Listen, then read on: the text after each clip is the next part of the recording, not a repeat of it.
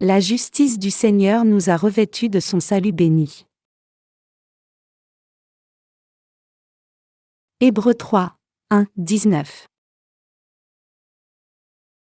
C'est pourquoi, frères saints, qui avez part à la vocation céleste, considérez l'apôtre et le souverain sacrificateur de la foi que nous professons, Jésus, qui a été fidèle à celui qui l'a établi, comme le fut Moïse dans toute sa maison. Car il a été jugé digne d'une gloire d'autant supérieure à celle de Moïse que celui qui a construit une maison a plus d'honneur que la maison même. Chaque maison est construite par quelqu'un, mais celui qui a construit toute chose, c'est Dieu.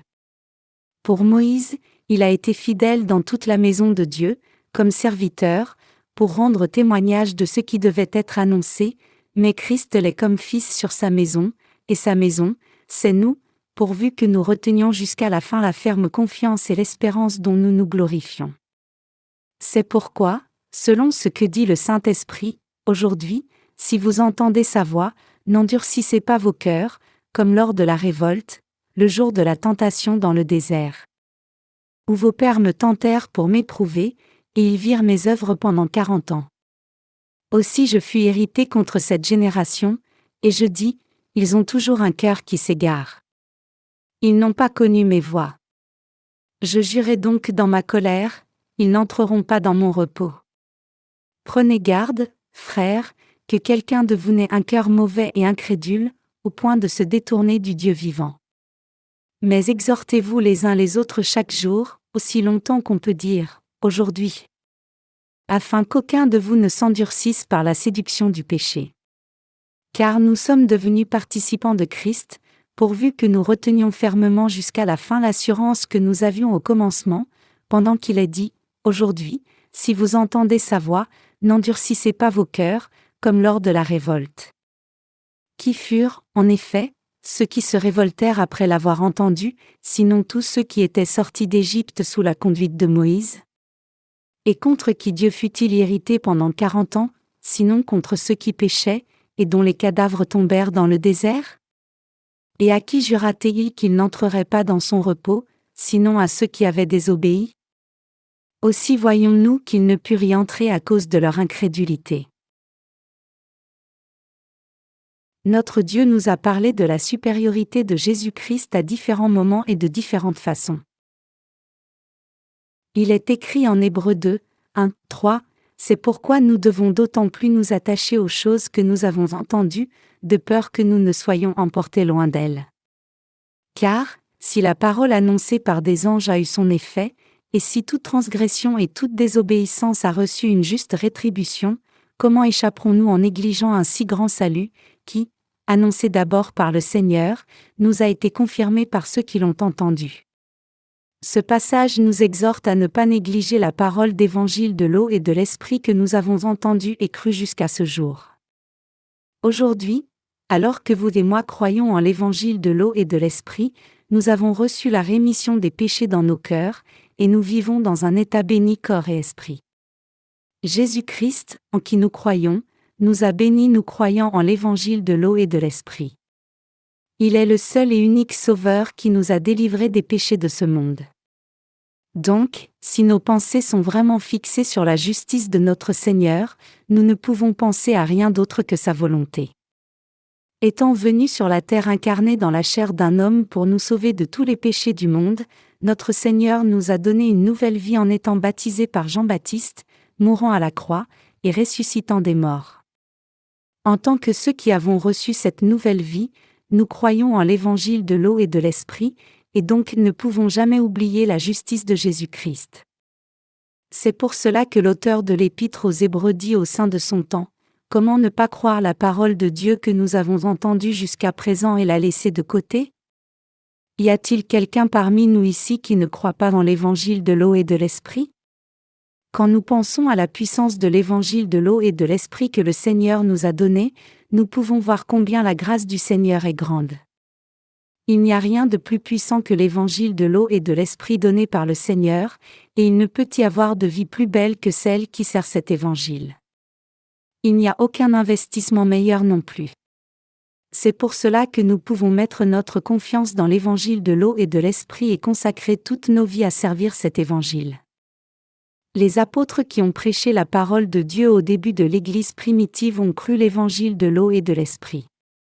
Ensuite, quand les tribulations sont venues vers les saints en Israël, ils ont été répartis dans tout le monde connu, et ce qui les a soutenus dans de telles épreuves c'était la foi inébranlable au baptême de Jésus et son sang à la croix.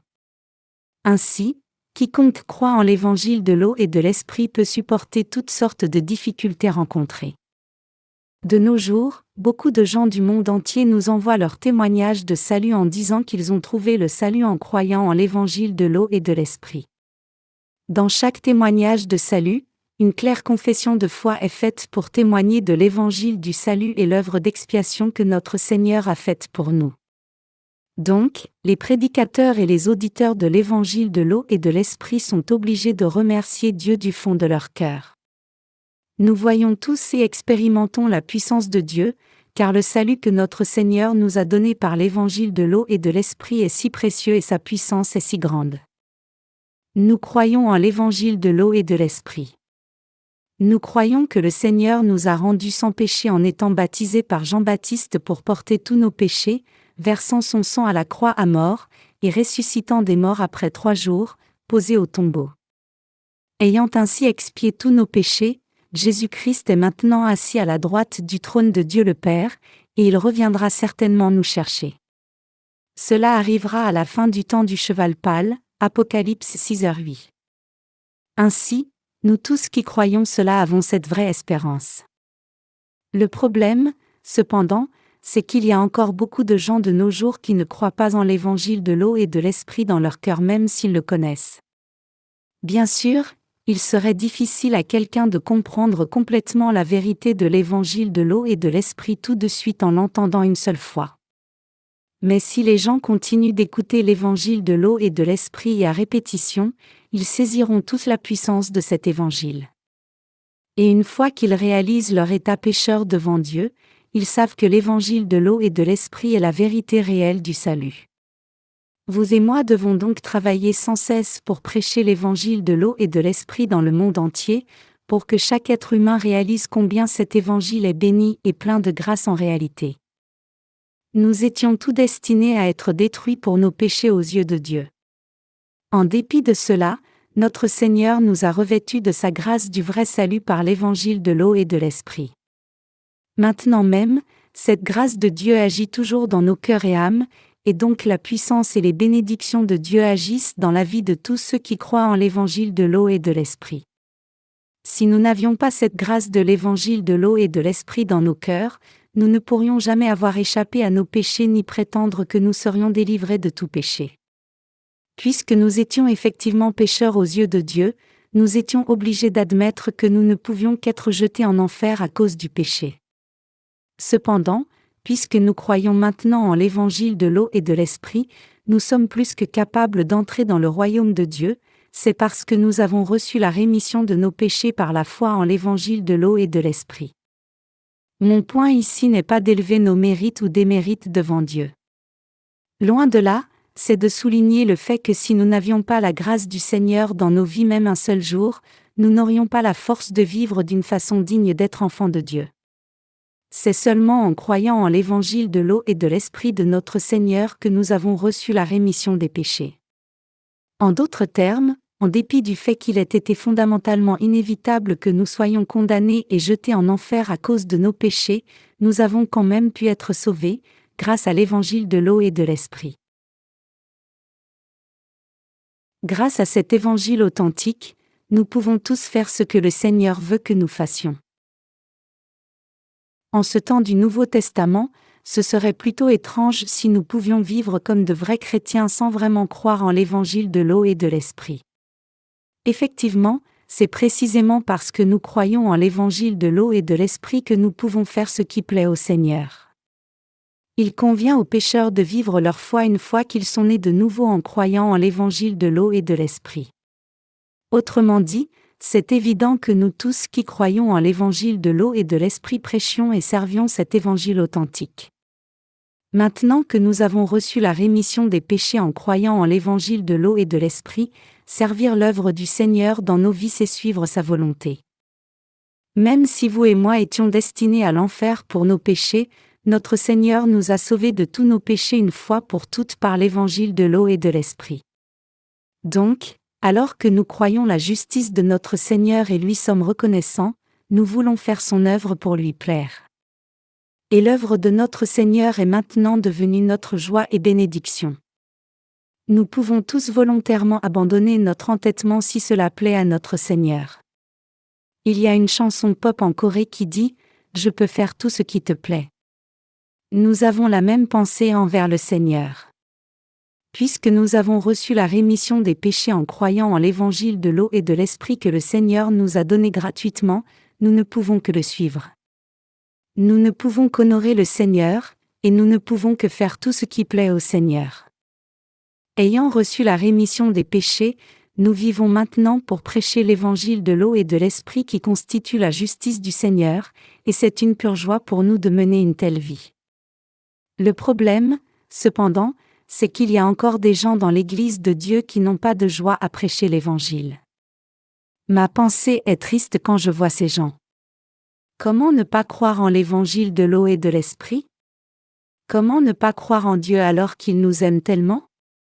C'est naturel pour nous de travailler pour celui qui nous aime jusqu'à la mort. Pouvez-vous refuser de faire un travail pour ceux qui vous aiment? Pouvez-vous réellement rejeter une demande de quelqu'un qui vous aime? Non, je suis certain que non. Chacun est obligé de s'accommoder aux souhaits de ceux qu'ils aiment. C'est le pouvoir de l'amour. À cette lumière, si vous et moi faisons ce qui plaît au Seigneur maintenant que nous avons reçu la rémission des péchés, cela montre clairement que nous aimons effectivement le Seigneur. Dieu le Père nous a dit de méditer sur Jésus, l'apôtre et souverain sacrificateur de notre confession.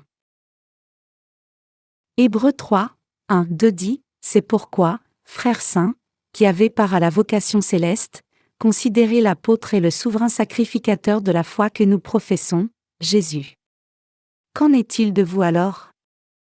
Méditez-vous réellement sur Jésus-Christ, qui vous a donné l'évangile de l'eau et de l'Esprit?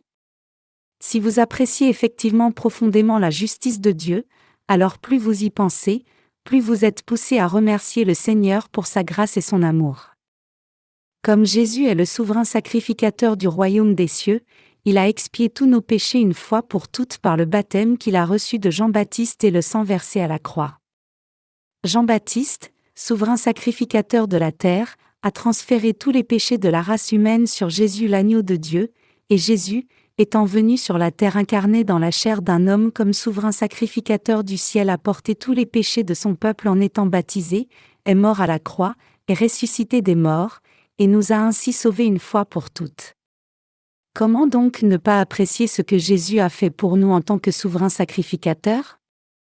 Étant donné le fait que le Seigneur a fait une si grande œuvre de salut pour expier tous vos péchés et les miens, comment ne pas penser à sa grâce?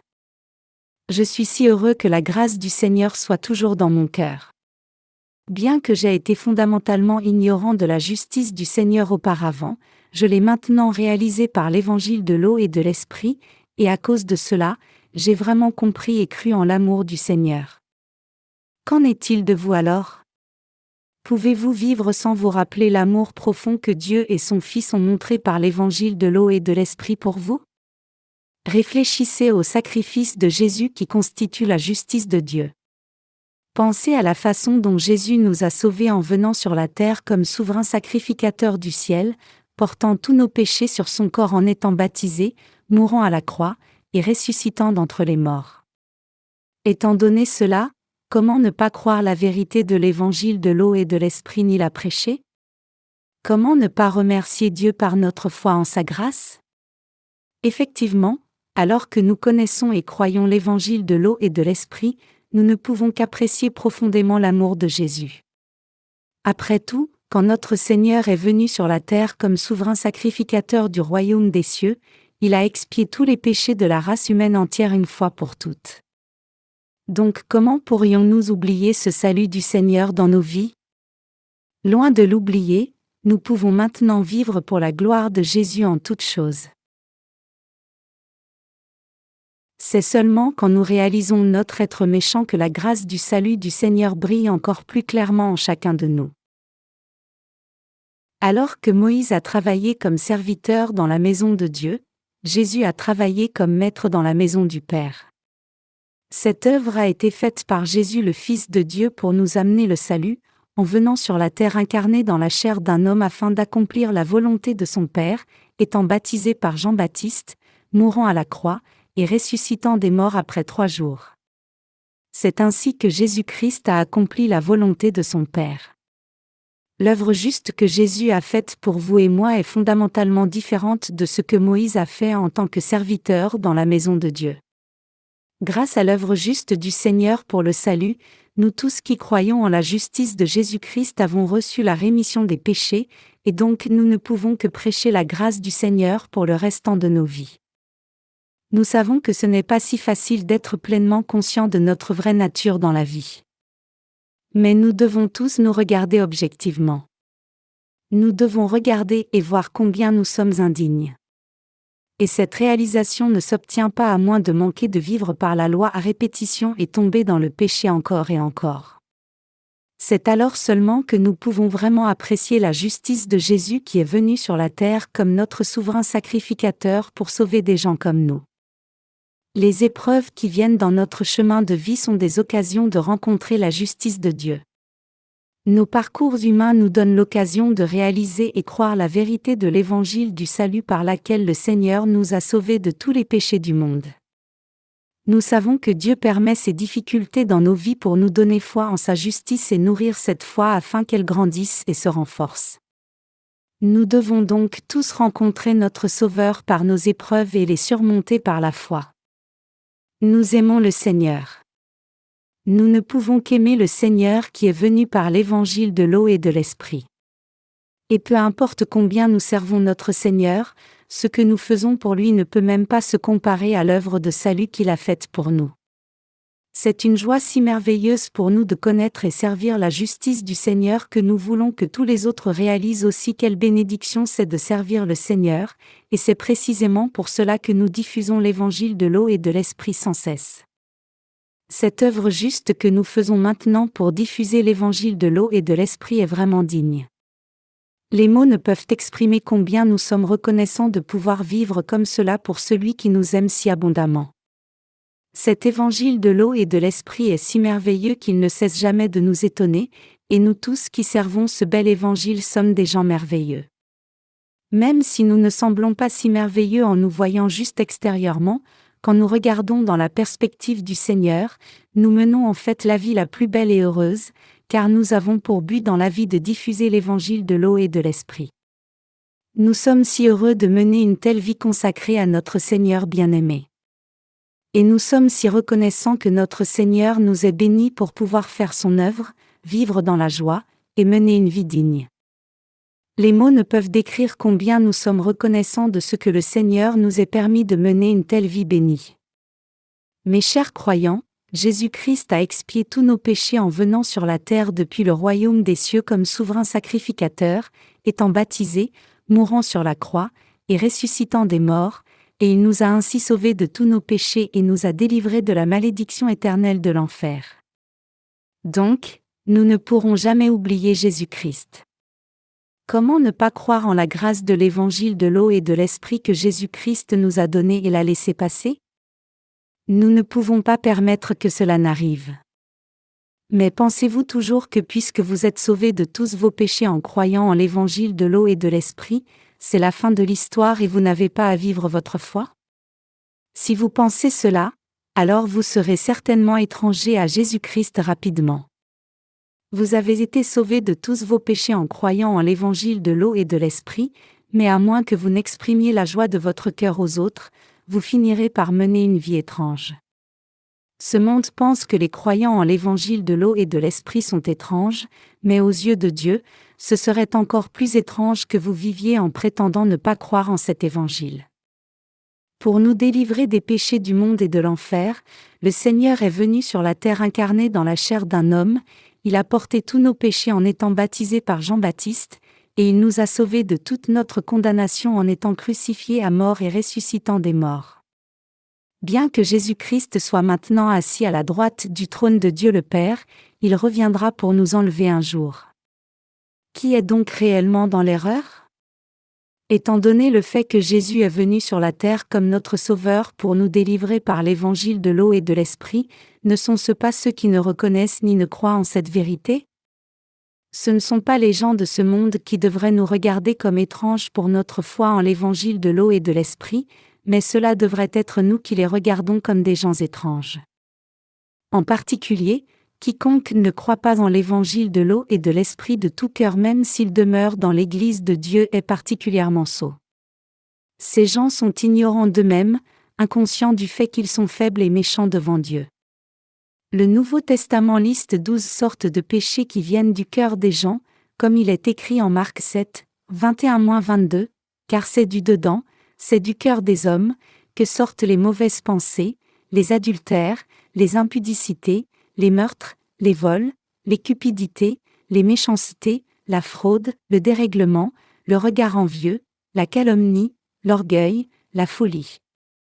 En même temps, cependant, la Bible dit en Romains 6h23, « Car le salaire du péché, c'est la mort, mais le don gratuit de Dieu, c'est la vie éternelle en Jésus-Christ notre Seigneur. » Et ce don que Jésus nous a fait à tous c'est le fait béni qu'il ait expié tous nos péchés par l'évangile de l'eau et de l'Esprit et nous ait garanti le salut et la vie éternelle. Quand nous pensons à notre état passé avant de croire en la justice de Jésus-Christ, nous savons que nous étions inévitablement liés à l'enfer. Nous étions tous des pécheurs méritant la condamnation de Dieu pour nos péchés. Cependant, quand nous humains étions tombés dans le péché comme cela, le Seigneur est venu sur la terre nous sauver des péchés du monde, et il nous a effectivement délivrés par l'évangile de l'eau et de l'Esprit. Si vous ne croyez pas encore en l'évangile de l'eau et de l'Esprit en dépit de tout cela, alors cela signifie que vous êtes sans espoir, ignorant de votre propre être méchant. Ces gens qui ne réalisent pas qu'ils sont des pécheurs condamnés à l'enfer vont effectivement continuer de vivre comme des pécheurs jusqu'à ce qu'ils soient réellement jetés en enfer. Puisque chacun est né comme descendant d'Adam, chacun est né pécheur. N'étions-nous pas tous destinés à être jetés en enfer? Nous étions tous en effet pécheurs destinés à l'enfer sans aucune exception. En dépit de cela, cependant, Jésus-Christ est venu nous chercher et nous a sauvés de tous nos péchés une fois pour toutes par l'évangile de l'eau et de l'Esprit. Indépendamment du genre de gens que nous étions vous et moi, nous avons pu être sauvés en entendant et croyant cet évangile de l'eau et de l'Esprit de tout notre cœur.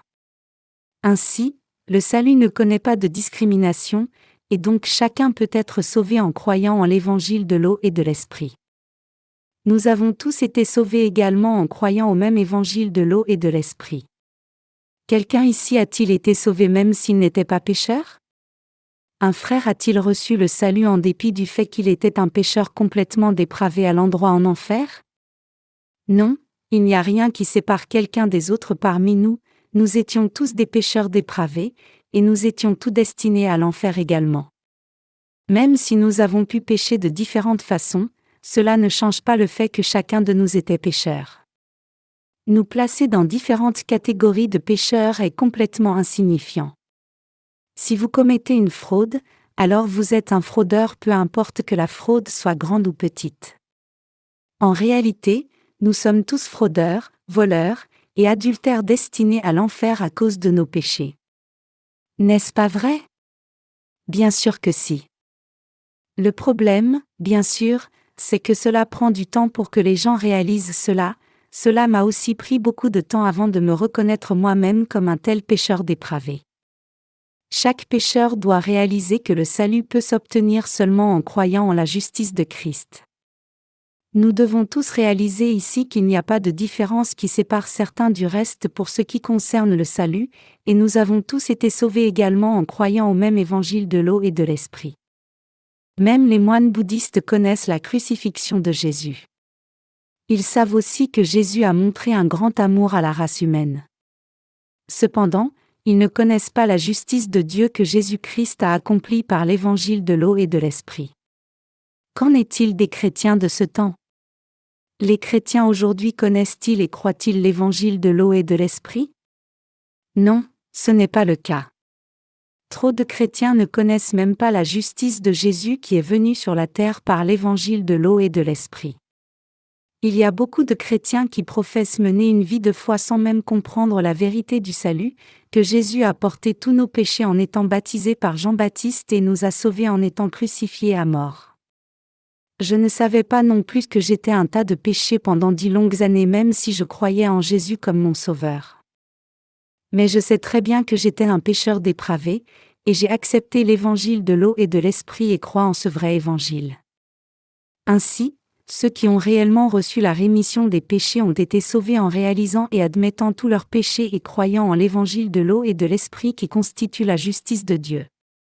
Beaucoup de gens restent sans le salut même s'ils essaient de construire leur propre mérite religieux. Le christianisme a donc la responsabilité vitale de prêcher l'évangile de l'eau et de l'esprit. Nous devrions avoir de la sympathie pour ceux qui ne croient pas en la justice de Dieu et leur enseigner l'évangile de l'eau et de l'esprit. Même en ce moment précis, il y a tant de gens dans le monde entier qui veulent croire au christianisme. Étant donné cette demande, si le christianisme d'aujourd'hui comprenait et prêchait l'évangile de l'eau et de l'esprit, beaucoup de gens recevraient sans doute la rémission des péchés. Parfois votre cœur est endurci par votre propre envie. Si vos cœurs sont endurcis, c'est à cause de vos propres manquements, jamais à cause de la grâce de notre Seigneur qui a expié tous nos péchés parce qu'elle serait insuffisante. Si quelqu'un n'a pas encore reçu le salut parfait du Seigneur, c'est parce que cette personne ne croit pas en la justice de Dieu. Et si vous et moi suivons notre propre envie, cela endurcira seulement nos cœurs. Le fait que nos cœurs puissent parfois être endurcis ne signifie pas que le Seigneur n'ait pas porté nos péchés. Loin de là, le Seigneur a entièrement expié tous nos péchés par son baptême et son sang à la croix, des péchés passés au présent et même au futur. Donc, si vous croyez en l'évangile de l'eau et de l'esprit, vous pouvez être libérés de tous vos péchés et jouir de la paix donnée par Dieu. Vous pouvez reposer dans la justice de Dieu. Nous devrions tous méditer profondément sur la justice de Jésus et croire de tout cœur. Jésus n'est pas seulement le Créateur qui nous a fait, mais il est aussi le Sauveur qui est venu sur la terre incarné dans la chair d'un homme pour nous sauver. En étant baptisé par Jean-Baptiste à l'âge de 30 ans, il a porté tous nos péchés et les a complètement expiés, et en étant crucifié et versant son sang à mort 3 ans plus tard, il a été condamné pour tous nos péchés à notre place. Qui a apporté la rémission des péchés pour nous à notre place? Personne d'autre que Jésus-Christ ne nous a donné cette rémission des péchés. C'est ce que Jésus-Christ a fait pour nous tous, et c'est pour cela que nous devrions tous croire en lui. C'est seulement en croyant en la justice de Jésus-Christ que nous pouvons vraiment le remercier pour l'œuvre de salut qu'il a faite pour nous pour expier tous nos péchés. Nous devrions tous apprécier pleinement et être dans la gratitude pour la justice de Dieu le Père et son Fils Jésus-Christ. Nos cœurs doivent être remplis de la foi en l'évangile de l'eau et de l'esprit. Puisque nous avons cru en la justice de Dieu, Dieu le Père a demandé le salaire des péchés à son Fils à notre place. C'est parce que nous avons cru en la justice de Jésus que nous avons été sauvés, et jusqu'à ce jour nous avons suivi la volonté du Seigneur par la foi. Le Seigneur nous aime tous, et cet amour contient sa profonde volonté d'amener le salut à tous les humains. C'est pour cela que vous et moi travaillons si dur pour le Seigneur, parce que nous croyons en lui et l'aimons. Nous n'avons pas d'autre but que de répandre l'amour du Seigneur dans le monde entier. C'est à cause de l'amour du Seigneur que j'ai pu servir sa justice avec tout mon dévouement jusqu'à ce jour. C'est seulement après avoir trouvé la parole d'évangile de l'eau et de l'esprit donnée par Dieu que tous mes péchés ont été expiés de mon cœur. C'est alors seulement que j'ai saisi la vérité du salut et réalisé exactement comment le Seigneur m'avait sauvé. Il est écrit en Matthieu 3, 15-17, Jésus lui répondit, « Laisse faire maintenant, car il est convenable que nous accomplissions ainsi tout ce qui est juste. » Et Jean ne lui résista plus. Dès que Jésus eut été baptisé, il sortit de l'eau. Et voici, les cieux s'ouvrirent, et il vit l'Esprit de Dieu descendre comme une colombe et venir sur lui. Et voici, une voix fit entendre des cieux ces paroles, « Celui-ci est mon Fils bien-aimé, en qui j'ai mis toute mon affection. » Quand j'ai lu ce passage, la vérité du salut est finalement venue sur moi, et j'ai réalisé ce qui suit, Acha. Le Seigneur a porté tous mes péchés en étant baptisé par Jean-Baptiste comme cela. Il a ensuite été crucifié à mort pour mes péchés, et il est ressuscité des morts après avoir été enseveli au tombeau. Il m'a sauvé parfaitement de cette façon. Le Seigneur a pris tous les péchés de la race humaine entière par son baptême. Chaque péché de la race humaine est donc maintenant fini, et je n'ai plus aucun péché qui reste. Le Seigneur ne m'a pas seulement sauvé de tous mes péchés, mais il a aussi délivré la race humaine entière. Une fois que j'ai compris cette vérité du salut par la foi, c'était si clair que je ne pouvais que remercier Dieu pour cela. Quand j'ai finalement rencontré le Seigneur comme cela, mon cœur a été appelé à remplir un devoir juste. Une nouvelle responsabilité m'a été donnée de faire connaître l'évangile de l'eau et de l'esprit à toute personne dans le monde entier. Prêcher l'évangile dans le monde entier n'est pas seulement mon devoir à moi, mais c'est un devoir absolument crucial partagé par tous les saints justes qui vivent sur la terre. Une fois que j'ai cru en l'évangile de l'eau et de l'esprit et reçu la rémission des péchés dans mon cœur, j'ai réalisé que beaucoup de gens étaient toujours ignorants de cet évangile de l'eau et de l'esprit. Des théologiens aux réformateurs religieux, personne ne connaissait l'évangile de l'eau et de l'esprit, et donc j'ai vu combien il était important que je prêche le vrai évangile dans le monde entier. J'ai alors commencé à prier Dieu, demandant « Seigneur Dieu, aide-moi à diffuser l'évangile de l'eau et de l'esprit dans le monde tout entier. » Je désirais tellement prêcher la parole de Dieu que c'était tout ce à quoi je pensais même quand je me couchais au lit pour dormir. Effectivement, j'étais débordant d'un désir brûlant de prêcher l'évangile de l'eau et de l'esprit. Ma pensée était prise non seulement par l'évangile de l'eau et de l'esprit, mais aussi par la parole de Dieu que j'avais lue. J'étais si prompt à prêcher cette parole d'évangile de Dieu que j'ai commencé à prêcher à quiconque je croisais. C'est ainsi que j'ai commencé à servir l'évangile de l'eau et de l'esprit, et jusqu'à ce jour, j'ai travaillé fidèlement avec vous. C'est par la direction du Saint-Esprit que nous avons travaillé si dur pour diffuser l'évangile de l'eau et de l'esprit dans le monde entier. C'est le Saint-Esprit qui a éveillé notre désir de prêcher l'évangile de l'eau et de l'esprit. C'est pour cela que nous avons servi l'évangile de l'eau et de l'esprit jusqu'à ce jour de tout notre cœur selon la direction du Saint-Esprit, et c'est pour cela que cet évangile authentique est diffusé de par le monde entier. Nous prêchons la parole de Dieu par notre ministère de littérature, ayant consacré tous nos corps et cœurs à cette cause digne. C'est l'amour du Seigneur qui a fait de nous de tels ouvriers diligents de Dieu. Et c'est parce que nous aimons le Seigneur que nous avons pu accomplir le ministère de la littérature pour cette cause. Le ministère de la littérature a commencé parce que nous savions que cela plaisait à Dieu. Au moment où vous et moi croyons en l'évangile de l'eau et de l'esprit et recevons la rémission des péchés, nous recevons le devoir de prêcher l'évangile de l'eau et de l'esprit dans le monde entier par notre ministère de la littérature. C'est pour cela que vous et moi travaillons si dur maintenant même pour diffuser ce bel évangile. Mes chers croyants, l'Église de Dieu dans laquelle nous demeurons est le royaume excessivement beau de Dieu. Vous tous qui demeurez dans l'Église de Dieu demeurez dans le domaine spirituel le plus beau. L'Église de Dieu est effectivement merveilleuse. Regardez les témoignages de salut qui nous sont envoyés du monde entier. En moyenne, nous recevons au moins 10 de ces témoignages de salut chaque jour. Cela signifie que 10 à 20 personnes sont sauvées chaque jour. Le fait que 10 ou 20 âmes du monde entier reçoivent la rémission des péchés chaque jour est une réalisation remarquable. De plus, il y a probablement davantage de gens qui reçoivent la rémission des péchés que ce que nous savons puisque tout lecteur qui a reçu la rémission des péchés ne nous envoie pas son témoignage de salut. Si d'autres personnes dans ce monde croient et prêchent l'évangile de l'eau et de l'esprit comme nous, je serai plus qu'heureux de faire une standing ovation.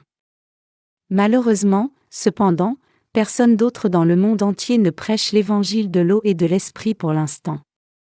Mais je suis certain que beaucoup de partenaires vont bientôt se lever dans chaque pays et chaque groupe ethnique pour prêcher cet évangile authentique avec nous. Vous et moi sommes les seuls prédicateurs de l'évangile de l'eau et de l'esprit dans ce monde entier, et nous sommes les gens les plus bénis. Nous sommes si heureux d'avoir cru et prêché l'évangile de l'eau et de l'esprit. Où ailleurs dans ce monde pourrions-nous vivre une telle vie juste et heureuse ? Je rends grâce à notre Dieu de nous avoir fait prêcher l'évangile de l'eau et de l'esprit.